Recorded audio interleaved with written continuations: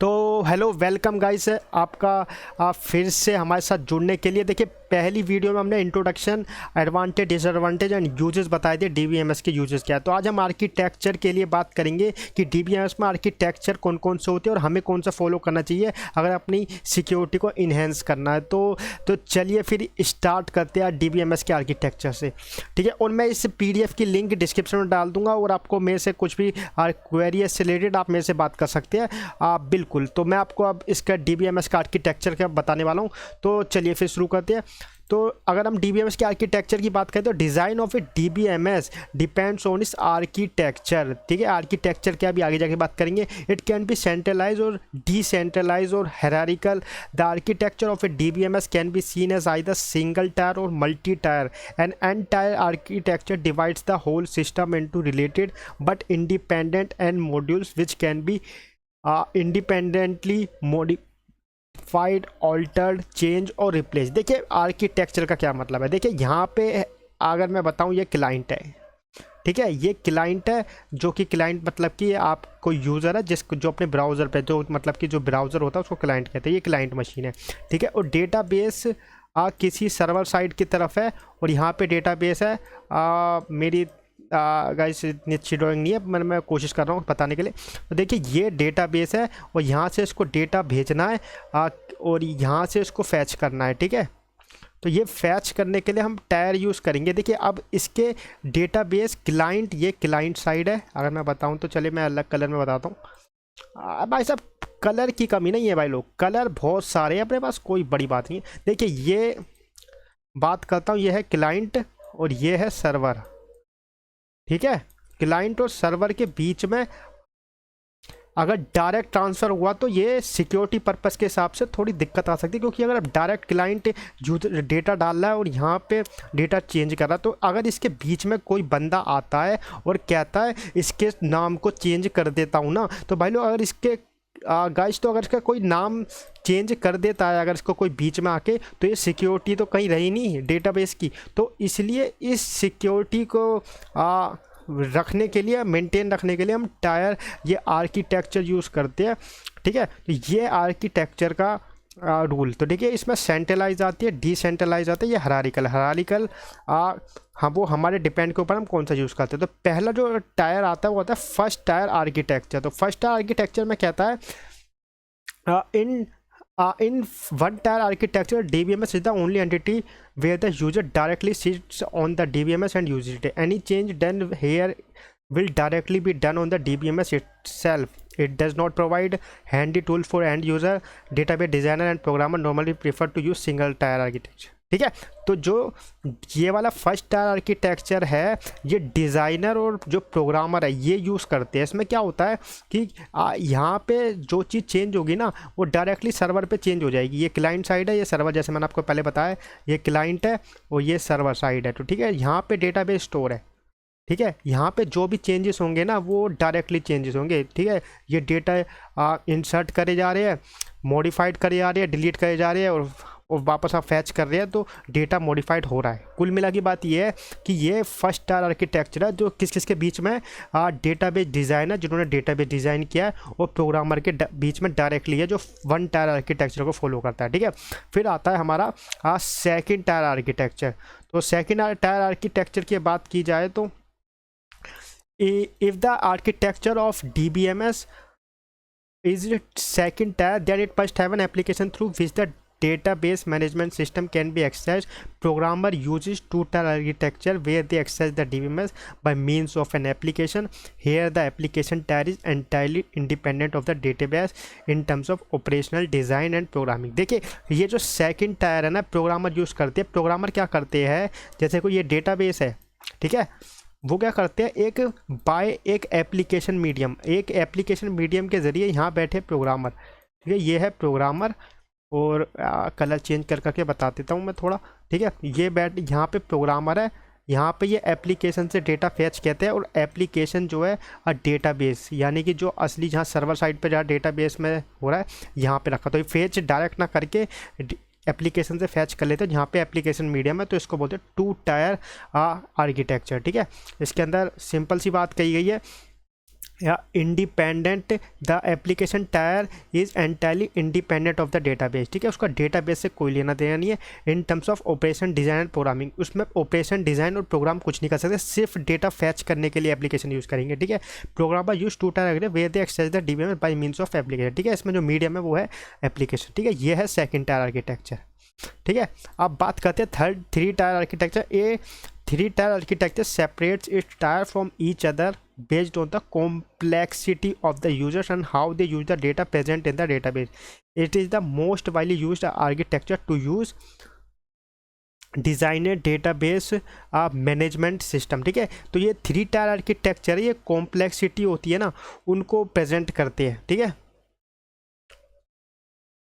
ठीक है। जो थ्री टायर आर्किटेक्चर है ये होगा हमारे यूज़र के साइड, जैसे कि यहाँ पे तो प्रोग्रामर और डिज़ाइनर की बात थी, या जो सेकंड टायर यूज़ कर रहे थे ये सीधा प्रोग्रामर यूज़ कर रहे थे बाय एप्लीकेशन। जो थ्री टायर आर्किटेक्चर है वो कहाँ पे यूज़ होता है, वो यूज़ होता है यूज़र के, जो यूज़र है वो उसको कैसे डेटा मिलने वाला है, ठीक है।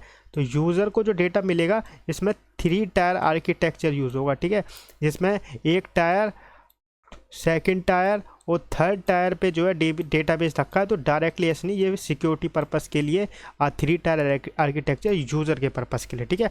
तो सेकंड आर्किटेक्चर प्रोग्रामर यूज़ करेंगे और फर्स्ट आर्किटेक्चर डेटाबेस डिज़ाइनर और प्रोग्रामर, ठीक है। तो ये आप समझ सकते हो, ठीक है। डिज़ाइनर और प्रोग्रामर यूज़ करेंगे फर्स्ट आर्किटेक्चर, सेकंड आर्किटेक्चर मैं बता दिया एप्लीकेशन के थ्रू प्रोग्रामर यूज़ करेंगे, थर्ड आर्किटेक्चर जो यूज़र साइड होगा, जो यूज़र की तरफ से होगा वो होगा थर्ड आर्किटेक्चर। तो ये थे तीन आर्किटेक्चर,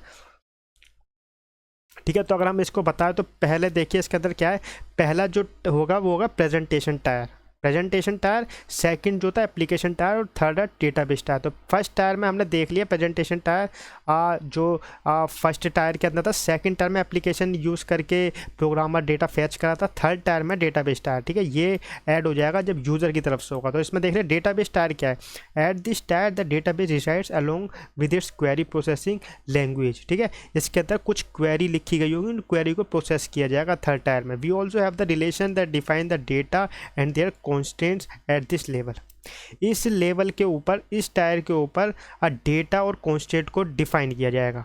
ये हो गया डेटाबेस टायर। सेकंड है एप्लीकेशन टायर जो कि मिडल है, प्रेजेंटेशन और डेटाबेस के बीच का पार्ट है। At this tier reside the application server and the program that access the database for a user. This application tier presents an abstracted view of the database and user are unaware of any existence of the database beyond the application. At the other end, the database tier is not aware of any other user beyond the application tier. Hence, the application layer sits in the middle and act as a mediator between the end user and the database. ठीक है, database को fetch करने के लिए ये जो है application tyre ये मिडल लेयर की काम करता है। अगर डेटाबेस जा रहा है या डेटाबेस फैच किया जा रहा है तो ये एप्लीकेशन टायर है इस चीज़ का रिस्पॉन्सिबल। थर्ड टायर हमने बात करी ली जो कि यूज़र टायर, जो कि प्रेजेंटेशन टायर, ठीक है। And user operates on this tyre and they know nothing about any existence of the data beyond this, ठीक है। तो ये layer, at this layer multiple views of the database can be provided by the application. All views are generated by application that resides in the application tier, ठीक है। ये user की side से कि जो एप्लीकेशन लेयर है वहाँ से डेटा फैच किया जाए। डायरेक्ट कोई ऐसा नहीं हो रहा है कि यूज़र की तरफ से डेटा जा रहा हो डायरेक्ट जा रहा है। अगर डायरेक्ट जुटाने लग गया तो सिक्योरिटी की ऐसी की तैसी हो जाएगी। तो इसलिए सिक्योरिटी भी मेंटेन रखनी है और इस वजह से सब चीज़ को देख के ये टायर सिस्टम बनाया गया है, ठीक है। कौन सा टायर कौन यूज़ करेगा मैंने आपको समझा दिया है, अब आप समझ गए होंगे डेटाबेस आर्किटेक्चर क्या है। फिर आता है DBMS components, modules and structure. तो इसका स्ट्रक्चर के बारे में बात कर लेते हैं, ठीक है। तो स्ट्रक्चर में कहता है DBMS act as an interface between the user and the database. The user requires the DBMS to perform various operations such as insert, delete, update, retrieval। देखिए 4 ही ऑपरेशन करता है यूज़र और ये 4 ही ऑपरेशन है जो कि डेटाबेस को मेंटेन कराएंगे। देखिए यहाँ पे डेटाबेस DBMS क्या करता है, DBMS ने मैंने अभी आपको टायर सिस्टम बताया है। तो यहाँ पे डेटाबेस रखा है, ठीक है। यहाँ पे है यूज़र, ये यूज़र है, इसको करना है डेटा में ऑपरेशन जो कि ये 4 और ये चार ऑपरेशन डेटाबेस में डायरेक्ट तो होंगे नहीं, तो इसके लिए हमारे पास लेयर बनाई हुई है जो कि मैंने ऊपर बता दिया आर्किटेक्चर। ये सिंपल सा कॉन्सेप्ट है, यही स्ट्रक्चर हम इसको खोलेंगे कैसे कैसे होता है, ठीक है। The components of DBMS perform that request operation on database and provide necessary data to the user, ठीक है। तो अब हम इसका डायग्राम के ऊपर बात कर लेते हैं कि ये स्ट्रक्चर इसका होता कैसे, दिखता कैसे है। तो देख लीजिए, अब मैं बताता हूँ कैसे काम कर रहा है ये। देखिए ये वाली साइड है ना, ये वाली side data files compile DML और डेटा डिक्शनरी है। यहाँ पे देखिए ये एक्सेस कौन करेगा, एक्सेस एंड यूज़र, ये एप्लीकेशन के ज़रिए, और DDL यानी कि डेटा डेफिनेशन लैंग्वेज, ठीक है। ये अभी हम आगे जाके पढ़ेंगे, जो कि जिसको हम SQL के हिसाब से बताऊंगा कि कौन कौन सी होती है, ठीक है। तो ये हमारा DBMS का स्ट्रक्चर है, आपको इस डायग्राम को देखना है। यहाँ पे जो है, यहाँ पे डेटा स्टोर है, ठीक है। ये स्टोर डेटा मैनेजर है, ये यहाँ पे डेटा स्टोर है, और हम इसको डेटा को कैसे कैसे एक्सेस करेंगे ये आपके ऊपर है कि एंड यूज़र क्या करेगा। एंड यूज़र के अंदर एंड यूज़र क्या करेगा, एप्लीकेशंस पे कैसे काम होगा, DDL क्या करेगा, डायरेक्ट फैचिंग कहीं नहीं है। देखिए इतनी बड़ी लेयर्स है जो मैंने अभी आपको आर्किटेक्चर बताया, अभी आप देख लीजिए इसको पूरा एक्सप्लेनेशन में जैसे जैसे टॉपिक करेंगे मैं इसको पूरा एक्सप्लेनेशन करता जाऊँगा कि कैसे कैसे ये फैच होने वाला है। आप इस डायग्राम को अगर कोई पूछता है स्ट्रक्चर क्या है डेटाबेस का, तो ये स्ट्रक्चर आप सीधा बना के आएंगे अगर आप एग्जाम पॉइंट ऑफ व्यू से कर रहे थे, ठीक है। Various components of DMS are describe below, ठीक है। अब देखिए हम इसको करते हैं, समझते हैं क्या आइए, अभी हमने सिर्फ इसके बारे में जाना है, ठीक है। पहला जो आता है कंपोनेंट्स ऑफ ए DBMS, तो the components of DBS divided can be two parts. तो पहला आता है function and service of DBMS, जिसके अंदर आती है DDL compiler, DML compiler, data manager, ठीक है। ये आती है इसके अंदर function and services of DBMS। दो पार्ट में डिवाइड है, तो पहला हम पार्ट पढ़ते हैं।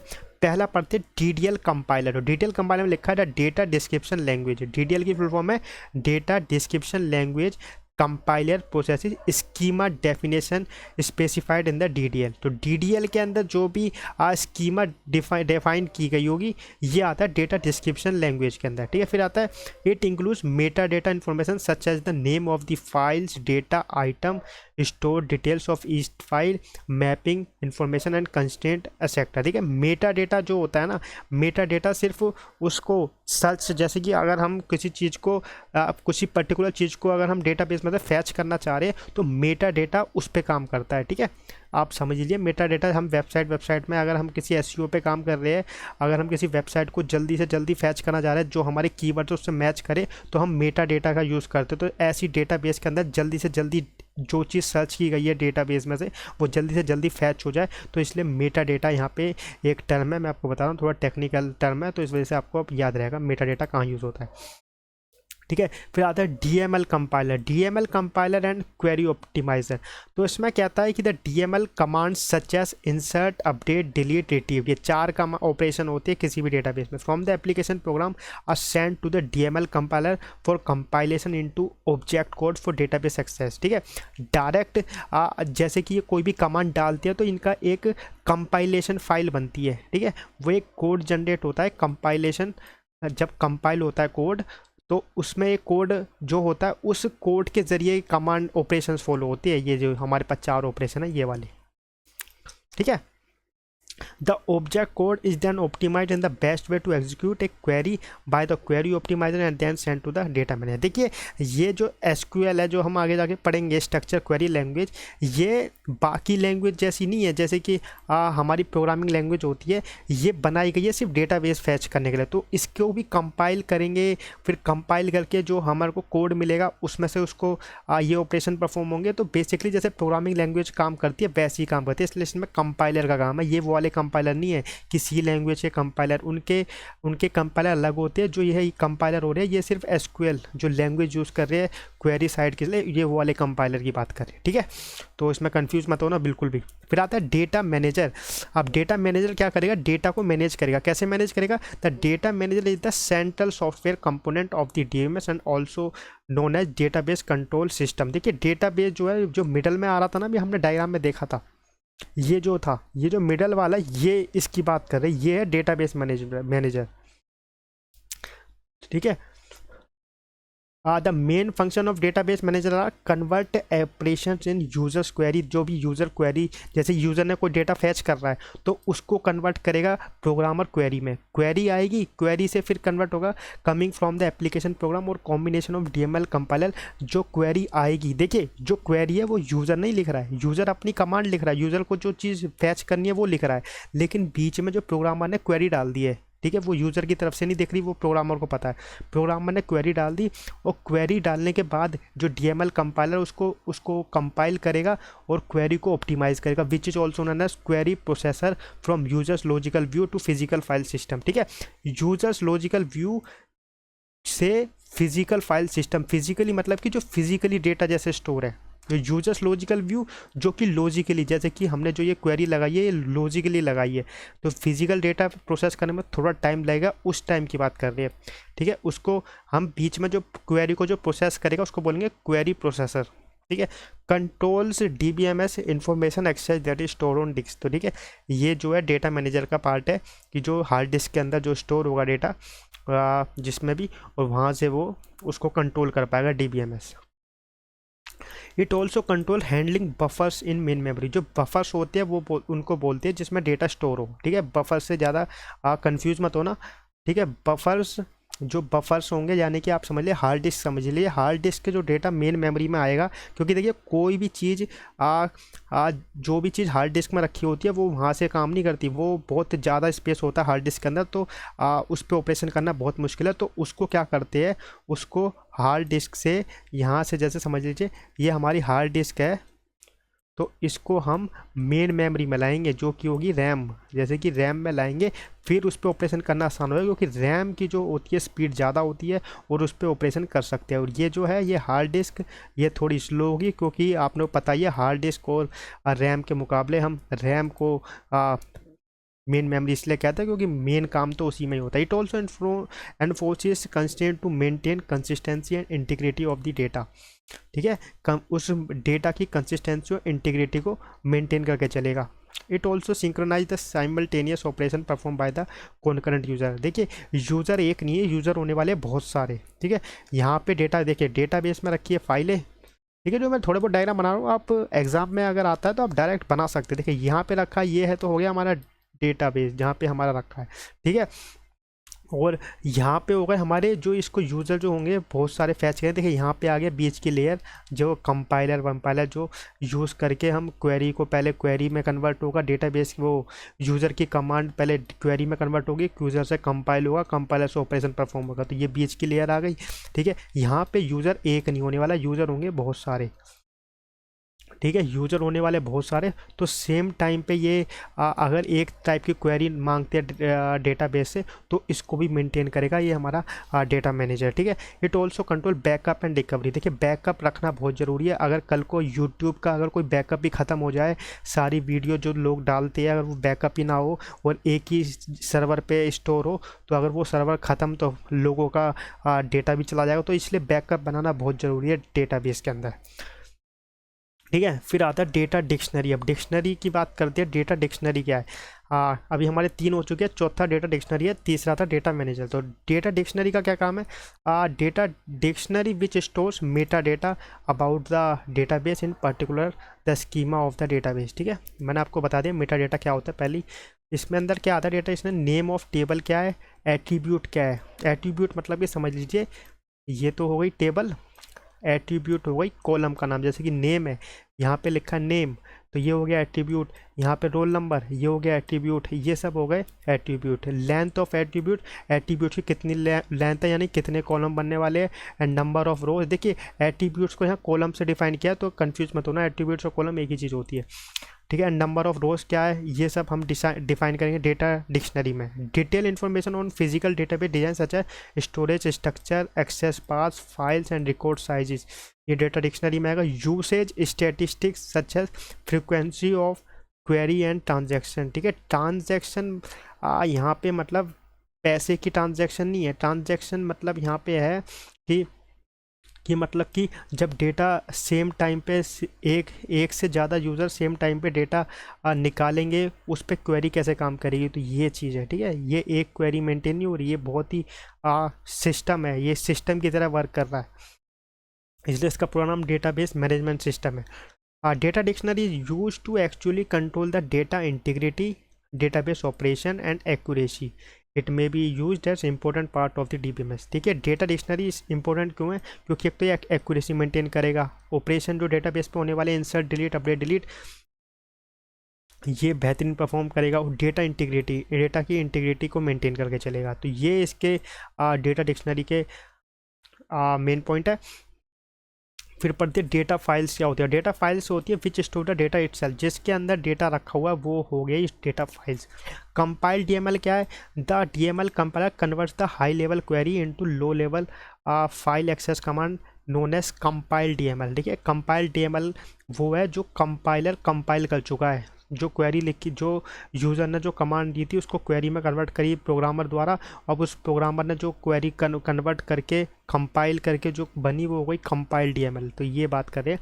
एंड यूजर का the second class of user then is end user who interact with system from online workstation और टर्मिनल। ठीक है, एंड यूज़र वही है जिसकी मैं बात कर रहा हूँ, जैसे कि कोई क्लाइंट कोई यूज़ कर रहा है उस डेटाबेस को, तो वो हो गया end user. Use the interface provided as an integral part of the database system software. देखिए, एंड यूज़र को कोई मतलब नहीं कि डेटाबेस कैसे स्टोर है, उसको स्टोर की, उसको सिर्फ डेटा को डालना और डेटा को फैच करना, उससे पीछे का जो चल रहा है उसको कोई मतलब नहीं, बस उसे इंटरफेस दिखना चाहिए बेहतरीन GUI, जिससे कि वो समझ जाए आसानी से। ठीक है, उसे कोई मतलब नहीं पड़ता पीछे क्या चल रहा है। User can request in form of query to access database either directly by using particular language such as SQL or by using some pre-developed application interface। ठीक है, तो ये जो प्री डेवलप इंटरफेस है ये एक एडमिन है जिसने बना के रख रखी है, यूज़र जहाँ से इन्फॉर्मेशन फैच करेगा। देखिए, आप इन्फॉर्मेशन फैच करने के दो तरीके, या तो SQL, अब यूज़र को SQL तो आती नहीं है। ठीक है, अब वो या तो यूज़र SQL से करे या फिर डायरेक्टली बाय पर्टिकुलर लैंग्वेज। ठीक है, by using particular language such as SQL। तो यानी कि या तो SQL से यूज़ करे और या फिर प्री डेवलप्ड एप्लीकेशन जो कि बना के देगा। ठीक है, अब हर यूज़र को SQL आने लग गई तो फिर वो डेटाबेस को मेंटेन कर लेगा, तो इसलिए जिस हिसाब से यूज़र करेगा उस हिसाब से उसको डेटा मिल जाएगा।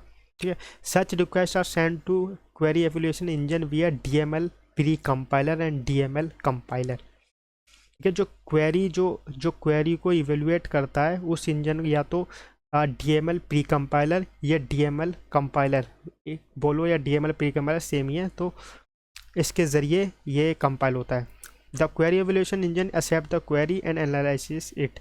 क्वेरी एनालाइज क्या करता है कि पहले तो देखता है जो क्वेरी आई है वो सही तरीके से है ना, तो उस पर जब ही काम हो पाएगा अगर वो सही तरीके से लिखी गई है। ठीक है, it find the suitable way to execute the compiled SQL statement of the query. फिर finally the compiled SQL statement executed to perform the specified operations. फिर लास्ट आता है क्वेरी प्रोसेसर यूनिट। तो क्वेरी प्रोसेसर यूनिट के अंदर अगर बात करें तो पहला आता है interpret DDL statements into a set of tables containing meta data. तो जिसमें डेटा जो मेटा डेटा होगा वो जो क्वेरी प्रोसेसर होगा वो क्वेरी को प्रोसेस करेगा, मतलब कि जो क्वेरी लिखी गई होगी SQL में उसको कंपाइलर के बाद एक कोड जनरेट करेगा, कोड से फिर क्वेरी को जो डेटा फैच करके देगा वो आता है हमारा क्वेरी प्रोसेसर यूनिट्स के अंदर। जैसे सेंट्रल प्रोसेसर यूनिट होता है वैसे यहाँ पे क्वेरी प्रोसेसर यूनिट है। ठीक है, तो इसके अंदर आता है DDL स्टेटमेंट जो होंगी, हमारी जो स्टेटमेंट्स होगी वो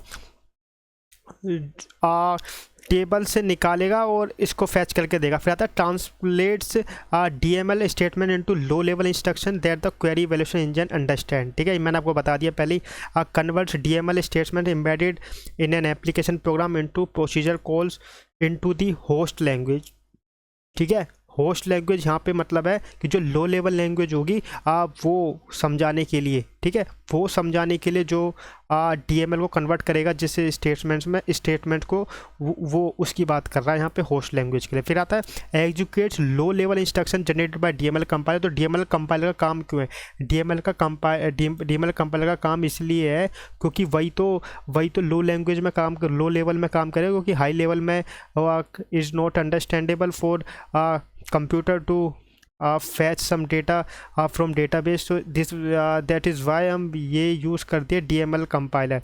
फिर इसमें आता है DDL इंटरप्रेटर, DML कंपाइलर। और देखिए इंटरप्रेटर और कंपाइलर के बीच में मैंने आपको पहले फ़र्क बता रखा है कि जो इंटरप्रेटर होता है वो कमांड लेता है लाइन बाय लाइन, ठीक है, और जो कंपाइलर होता है पूरा डेटे को, जो जितनी भी कोड होगा पूरा, उस कोड को पूरा फैच करेगा और फिर उस पर उन कमांड्स को यूज़ करके कंपाइल करेगा। तो ये फ़र्क होता है इंटरप्रेटर और कंपाइलर में, ठीक है। तो मुझे पता है आपको पता होगा, लेकिन मैं जब भी ऐसे ही बता दिया। फिर आता है एम्बेडेड DML प्री कंपाइलर, फिर आता है query evaluation engine, storage manager units, ठीक है, ये आती है ये ई है, ठीक है। 5 पॉइंट आते हैं जिसमें हमको DDL DML ये जो क्वेरी प्रोसेसर की साइड से होता है ये है। पता check the authority of user to access data, check for the satisfaction of the integrity constraint, preserves atomicity, controls concurrency, manage allocation of space on disk, ठीक है। तो ये सारा काम क्वेरी करने वाला है, क्योंकि क्वेरी एक समझिए CPU जो होता है ना, central processor unit, central processor unit, same query भी ऐसी है, क्वेरी प्रोसेसर यूनिट। तो इसके अंदर सारा हार्ड डिस्क में डेटा कैसे जाएगा, जो कमांड होंगी हाई लेवल को लो लेवल में कंपाइलर द्वारा वो कैसे काम करेंगी, ठीक है, स्टोरेज कैसे मेंटेन होगी, तो ये सारा काम होगा इसका। फिर इसमें आता है fetch data from disk storage to memory for being use, कैसे यूज़ करेंगे। इसके अंदर इन्होंने मैनेजर बना रखे हैं, 5 तरीके के मैनेजर है। जो ऑथोराइजेशन मैनेजर है जो काम करेगा कि मतलब कि ऑथोराइजेशन पे, ठीक है, कि डेटाबेस को ये कौन कौन किसको अथॉरिटी है कि ये इस डेटा को फैच इसको दे सकते, जैसे कि प्रोग्रामर कौन है, डेटा बुक कौन है, तो ये सारा काम इसके अंदर आता है क्वेरी प्रोसेसर में। इंटीग्रिटी मैनेजर, इंटीग्रिटी मेंटेन करके चलता है। ट्रांजैक्शन मैनेजर, यानी कि एक टाइम पे मल्टीपल यूज़र आ गए तो उसकी ट्रांजैक्शन कैसे होगी डेटा फैच करने की, तो वो। फिर आता है फाइल मैनेजर, फाइल जहाँ पे रखा होगा डेटाबेस वो उसके बारे में बात कर रहा है कि फाइल उसको कैसे मैनेज करें। फिर बफर मैनेजर, जो फाइल जिसमें रखी होगी, जैसे कि स्टोरेज डिवाइस हार्ड डिस्क में रखी होगी, उसको कैसे मेंटेन करना, तो ये आता है इसके अंदर। तो आई होप कि आपको ये PDF के पॉइंट ऑफ व्यू से समझ आया होगा। अगले हम करते हैं फिर 3 लेवल डेटाबेस आर्किटेक्चर। ये बहुत इंपॉर्टेंट होने वाला है कि ये लेवल्स पढ़ने जाएंगे, डेटाबेस के आर्किटेक्चर के लेवल कौन कौन से होते हैं। तो थैंक यू गाइस आपका वीडियो देखने के लिए। मिलता हूँ आपको अगली वीडियो में।